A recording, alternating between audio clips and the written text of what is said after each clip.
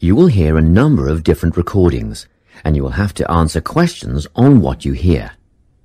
There will be time for you to read the instructions and questions, and you will have a chance to check your work. All the recordings will be played once only. The test is in 4 sections. At the end of the test, you will be given 10 minutes to transfer your answers to an answer sheet. Now turn to Section 1. Section 1. You will hear a conversation between a clerk at the inquiries desk of a transport company and a man who is asking for travel information. First, you have some time to look at questions 1 to 5.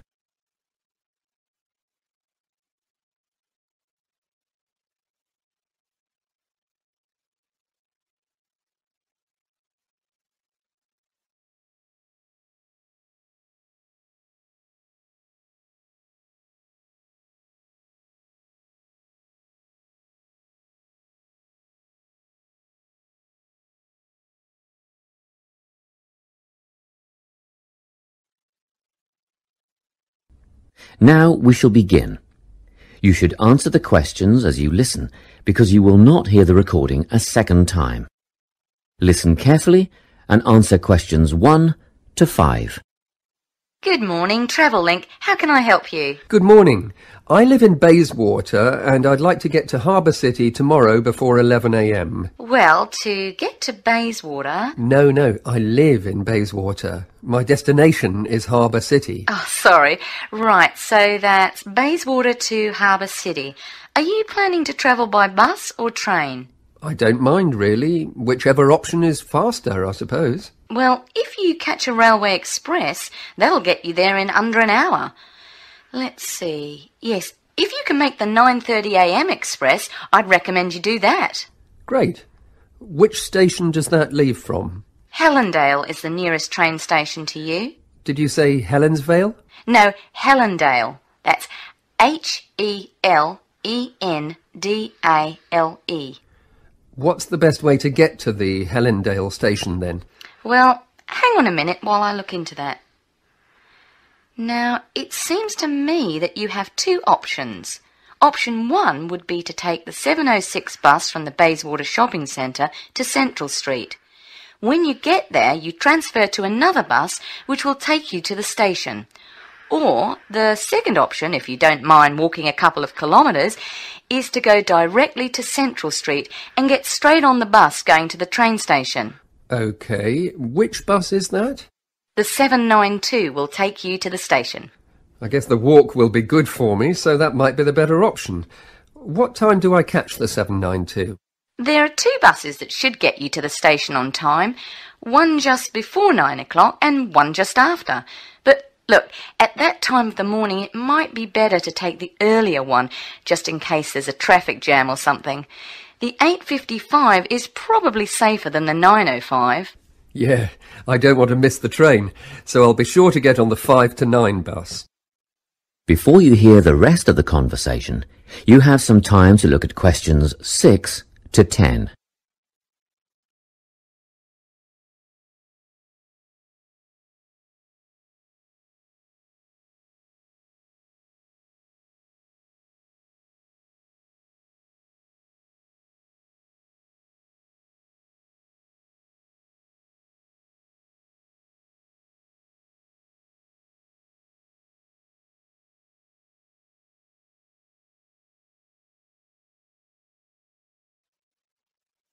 Now listen and answer questions 6 to 10.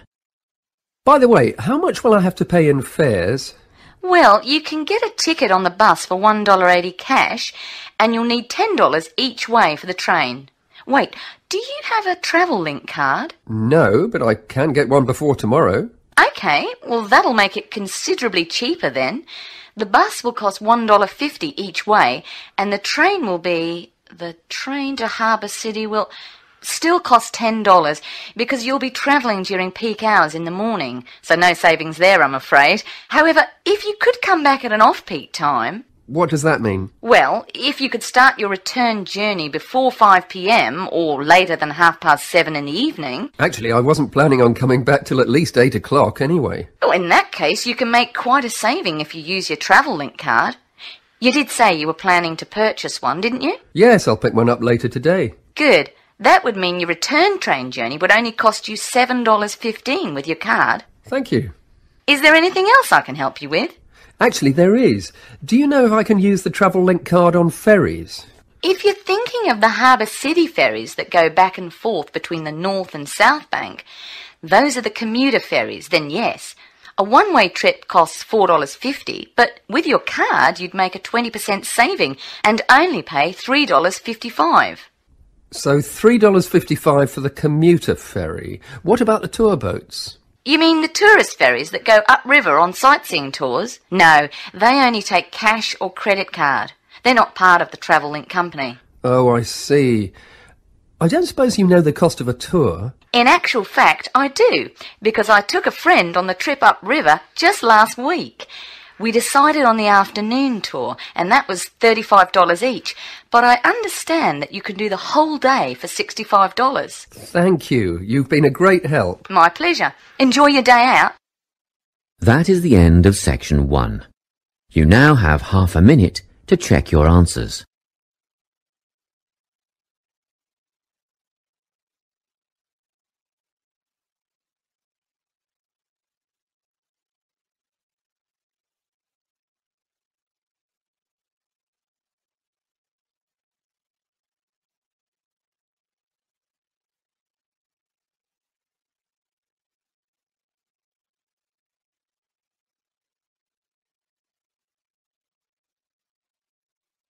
Now turn to Section 2.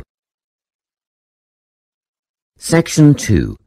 You will hear a guidance counsellor talking to a group of students. First, you have some time to look at questions 11 to 14.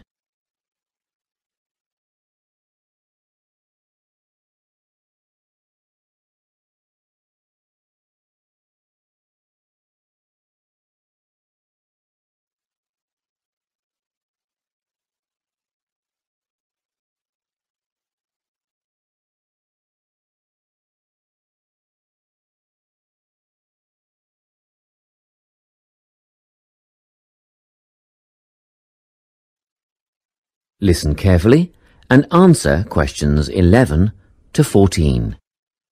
Hello everyone. I'm the Counselling Administrator here at St Ives College, and I've been asked to come and talk to you about our counselling team and the services that we offer. We have 3 professional counsellors here at St Ives, Louise Bagshaw, Tony Denby and Naomi Flynn.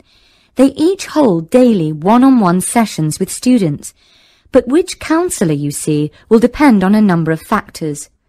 If you've never used a counsellor before, then you should make an appointment with Naomi Flynn.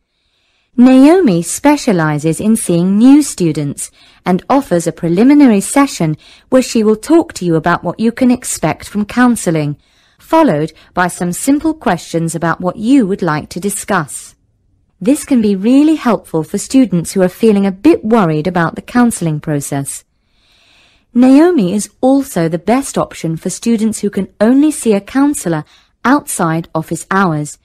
She is not in on Mondays, but starts early on Wednesday mornings and works late on Thursday evenings, so you can see her before your first class or after your last class on those days. Louise staffs our drop-in centre throughout the day.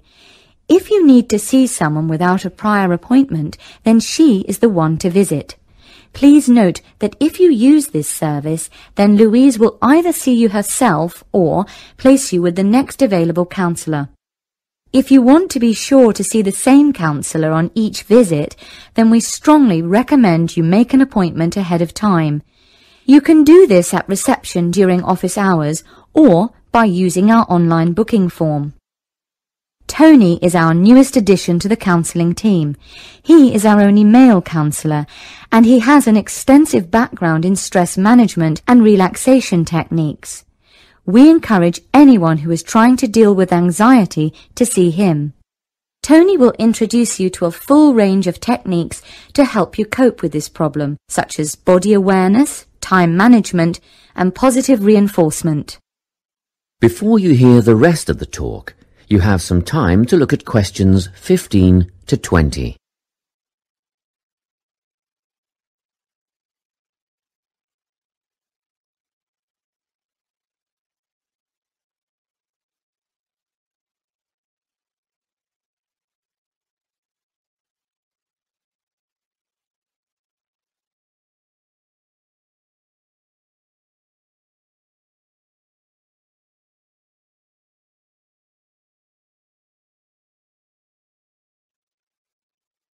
Now listen and answer questions 15 to 20. Each semester, the counselling team runs a number of small group workshops. These last for 2 hours and are free to all enrolled students. Our first workshop is called Adjusting. We've found that tertiary education can come as a big shock for some people. After the structured learning environment of school, it is easy to feel lost. In this workshop, we will introduce you to what is necessary for academic success. As you might expect, we're targeting first-year students with this offering. Getting organised follows on from the first workshop. Here, we're going to help you break the habit of putting things off, get the most out of your time, and discover the right balance between academic and recreational activities. With Getting Organised, we're catering to a broader crowd, which includes all undergraduates and postgraduates. Next up is a workshop called Communicating. The way people interact here may be quite different to what you're used to, especially if you've come from abroad. We'll cover an area that many foreign students struggle with: how to talk with teachers and other staff. We'll cover all aspects of multicultural communication. International students tend to get a lot out of this class, so we particularly encourage you to come along. But I must say that sometimes students from a local background find it helpful too, so everyone is welcome. The Anxiety Workshop is held later on in the year and deals with something you will all be familiar with: the nerves and anxiety that come when exams are approaching. Many students go through their entire academic careers suffering like this, but you don't have to. Come to this workshop and we'll teach you all about relaxation and how to breathe properly, as well as meditation and other strategies to remain calm. We've tailored this workshop to anyone who is going to sit exams. Finally, we have the Motivation Workshop. The big topic here is how to stay on target and motivated during long-term research projects. This workshop is strictly for research students, as less advanced students already have several workshops catering to their needs. Well, that's it. Thanks for your time. If you have any questions or want more information about our services, do come and see us at the counselling service. That is the end of section 2. You now have half a minute to check your answers.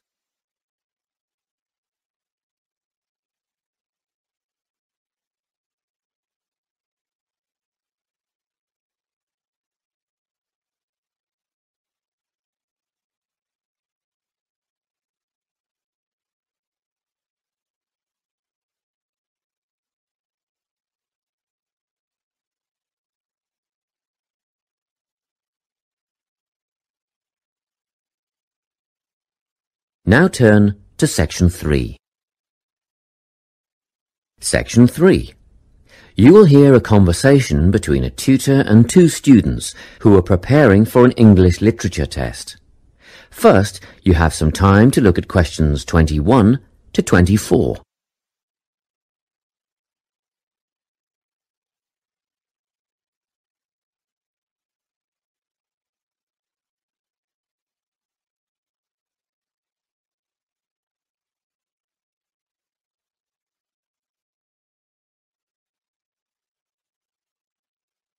Listen carefully and answer questions 21 to 24.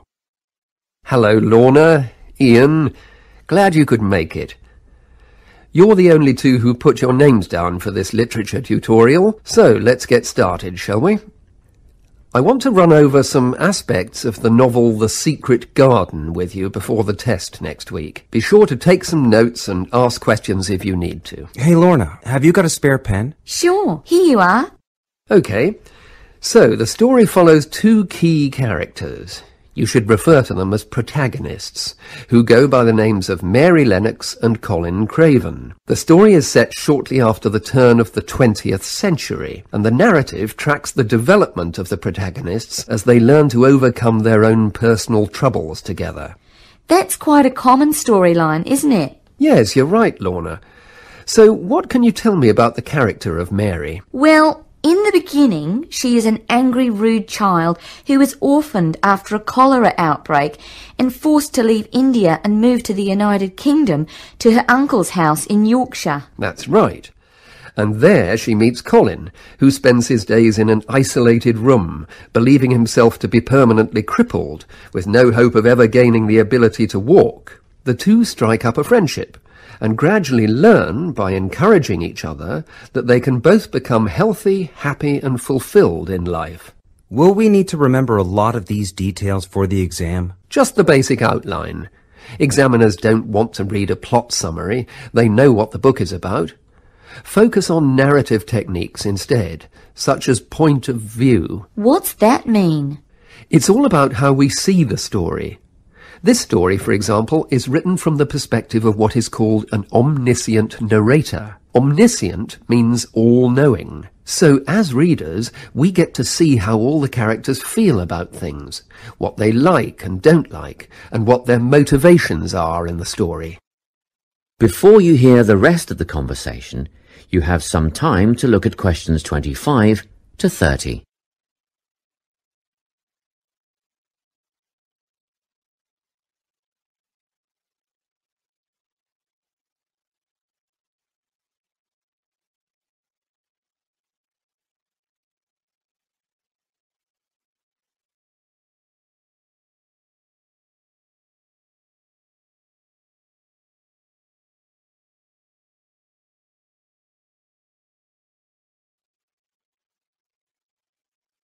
Now listen and answer questions 25 to 30. Won't it be hard to write a technical analysis? After all, it's a kid's book. Well, it was initially pitched at adults, you know. But over the years it has become seen as a more youth-orientated work. And you're right in a sense. The simple vocabulary and absence of foreshadowing make the story very easy to follow and ideally suited for children. But that doesn't mean there isn't much to analyse. Look at the symbolism, for instance. Symbols are things, right? Material things like objects that stand for abstract ideas. Absolutely, yes. And the author uses many of them. There's the robin redbreast, for example, which symbolises the wise and gentle nature that Mary will soon adopt. Note that the robin is described as not at all like the birds in India. Roses are used as well, as a personal symbol for Mistress Craven. You'll see they're always mentioned alongside her name, and Mistress Craven's portrait can also be interpreted as a symbol of her spirit. Are symbols just another name for motifs? No, motifs are a bit different. They don't have as direct a connection with something the way that a symbol does. Motifs are simply recurring elements of the story that support the mood. Are there any in this novel? Yes, two very important ones. The Garden of Eden is a motif. It comes up a few times in connection with the garden of the story. And then you've got the role that secrets play in the story. In the beginning, everything is steeped in secrecy, and slowly the characters share their secrets, and in the process move from darkness to lightness, metaphorically, but also, in the case of Colin, quite literally. His room in the beginning has the curtains drawn, and he appears at the end in the brightness of the garden. Anything else we need to know about? Yes. Nearly all novels explore universal concepts that everyone has experienced. Things like love, family, loneliness, friendship. These are called themes. The Secret Garden has a few themes that all centre on the idea of connections. The novel explores, for example, the way that health can determine and be determined by our outlook on life. As Colin's health improves, so too do his perceptions of his strength and possibility. The author also examines the link between our environment and our physical and emotional prosperity. The dark, cramped rooms of the manor house stifle the development of our protagonists. The garden and natural environments allow them to blossom, just as the flowers do. Finally, this book looks at connections between individuals, namely Mary and Colin. This necessity of human companionship is the novel's most significant theme, because none of their development as individuals would have occurred without their knowing each other. Well, that about sums it up, I think. That's a great help, thanks. Yes, thanks very much. That is the end of section 3. You now have half a minute to check your answers.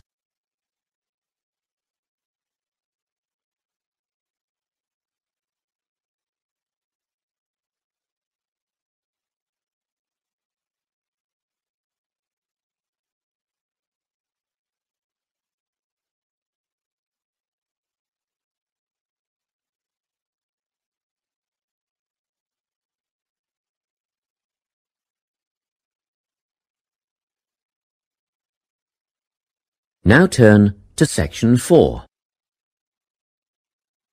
Section 4. You will hear a talk on the topic of time perspectives. First, you have some time to look at questions 31 to 40.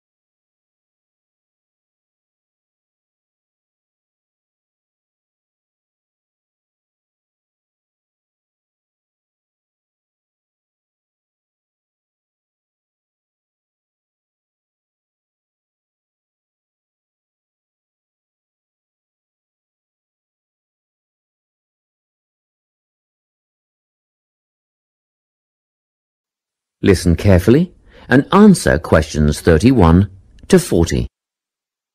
Today, I'm going to be talking about time. Specifically, I'll be looking at how people think about time and how these time perspectives structure our lives. According to social psychologists, there are 6 ways of thinking about time, which are called personal time zones. The first 2 are based in the past. Past positive thinkers spend most of their time in a state of nostalgia, fondly remembering moments such as birthdays, marriages, and important achievements in their life. These are the kinds of people who keep family records, books, and photo albums. People living in the past negative time zone are also absorbed by earlier times, but they focus on all the bad things, regrets, failures, poor decisions. They spend a lot of time thinking about how life could have been.